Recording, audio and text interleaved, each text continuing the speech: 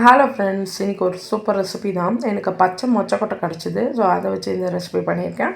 இதுக்கு உருளைக்கிழங்கு, குடமிளகா, இந்த பச்சை மொச்சக்கொட்டை எல்லாத்தையும் நல்லா வேக வச்சு எடுத்துப்போம். புளி தண்ணியை நல்லா கரைச்சிப்போம்.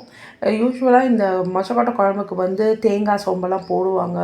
பட் எனக்கு அந்த ஸ்டைல் ஆஃப் குழம்பு அவ்வளோ பிடிக்காது. எனக்கு என் ஸ்டைல் இந்த மாதிரி தான் நான் பண்ணுவேன். இதுதான் எனக்கு பிடிக்கும். இப்போ நம்ம ஒரு கடாயில் கடுகு, கொஞ்சம் வெந்தயம், கருவேப்பிலை, 3 வரமிளகாய் எல்லாத்தையும் நல்லா வறுத்துப்போம். நல்லா அதுக்கப்புறம் பார்த்திங்கன்னா, நான் குழம்பு பொடி ஒரு 2 ஸ்பூன் போடுறேன். நம்ம வத்த குழம்புக்கெல்லாம் பண்ணுற ஸ்டைல் தான் இது. அதனால நான் குழம்பு பொடி 2 நல்லா லோ ஃப்ளேமில் வச்சு நல்லா வதக்கிக்கணும். 2லேருந்து 3 நிமிஷம். ஹை ஃப்ளேம் வச்சிங்கன்னா குழம்பு பொடி தீஞ்சிரும். அதனால நம்ம லோ ஃப்ளேமில் வச்சு நல்லா வதக்கிக்கலாம். நல்லா வதக்கினதுக்கப்புறம் உங்களுக்கு நேரம் கொஞ்சம் சேஞ்ச் ஆகும். அதுக்கப்புறம் நீங்கள் நம்ம கரைச்சி வச்ச அந்த புளி தண்ணியை இதில் கொட்டிடலாம். அவ்வளோ சூப்பராக இருக்கும் இந்த குழம்பு. இது பார்த்திங்கன்னா நல்லா ஒரு 10 நிமிஷம் கொதிக்கணும். உப்பு, பெருங்காயம், மஞ்சத்தூள் எல்லாமே நம்ம இதில் சேர்த்துடலாம். இது ஒரு அந்த பச்சை வாசனை போகிற வரைக்கும் நம்ம நல்லா கொதிக்கணும்.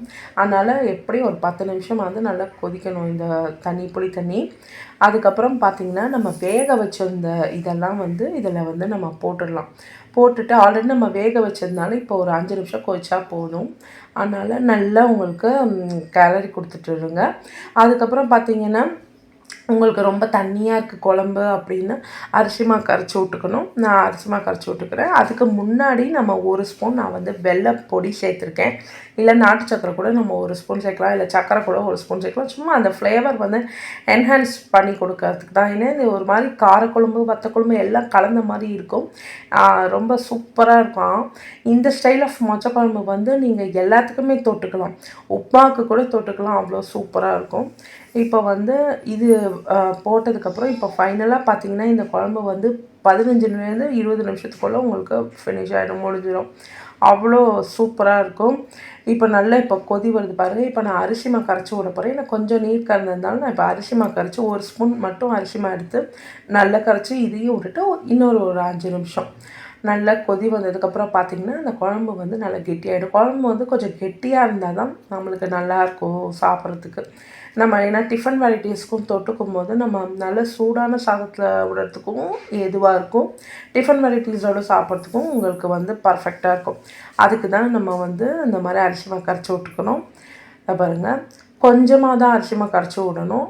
ரொம்ப கரைச்சி விட்டோம்னா ரொம்ப கெட்டியாயிடும், அப்படி தொக்கு ஆட்டம் ஆகிடும். அதனால் பார்த்து நம்ம கம்மியான அரிசி மாவு கலந்து விட்டோம்னா பர்ஃபெக்டாக இருக்கும். இப்போ நல்லா கொதி வந்துடுச்சு. அந்த நடுவில் அந்த நுரை அப்படியே உங்களுக்கு நம்ம கலர் பாருங்கள் எவ்வளோ அழகாக இருக்குது. அப்படியே உங்களுக்கு வத்த குழம்பு, காரக்குழம்பு எல்லாமே கலந்தாப்படி இருக்கும்.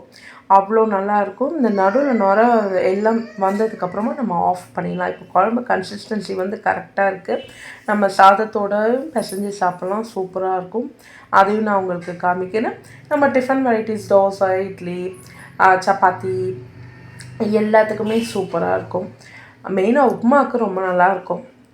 இப்போ நல்லா ரெடி ஆயிடுச்சு இந்த குழம்பு. இதில் சில பேர் தக்காளி, வெங்காயம், பூண்டெல்லாம் கூட போடுவாங்க. பட் நான் அதெல்லாம் போடாமல் தான் பண்ணியிருக்கேன். இதையும் ட்ரை பண்ணி பாருங்கள், ரொம்ப நல்லாயிருக்கும். இப்போ இந்த பலபலன்னு சாதம் ரெடி பண்ணி வச்சுருக்கோம். இதில் நல்ல சூடான குழம்பு ஆவி பறக்க விட்டு நம்ம அப்படியே சூடாக சாப்பிட்டோம்னா சூப்பராக இருக்கும். அந்த சூடாக சாப்பிட்ற டேஸ்ட்டே வேறு லெவலு. அது எதுவும் பீட் பண்ணவே முடியாது. அவ்வளோ நல்லாயிருக்கும். நீங்களும் ட்ரை பண்ணி பாருங்கள் ஃப்ரெண்ட்ஸ். இந்த அருமையான ஒரு ரெசிபி. இந்த ஸ்டைலில் இது என் ஸ்டைல் மொச்சக்குழம்பு சூப்பராக இருக்கும். தேங்க்ஸ் ஃபார் வாட்சிங்.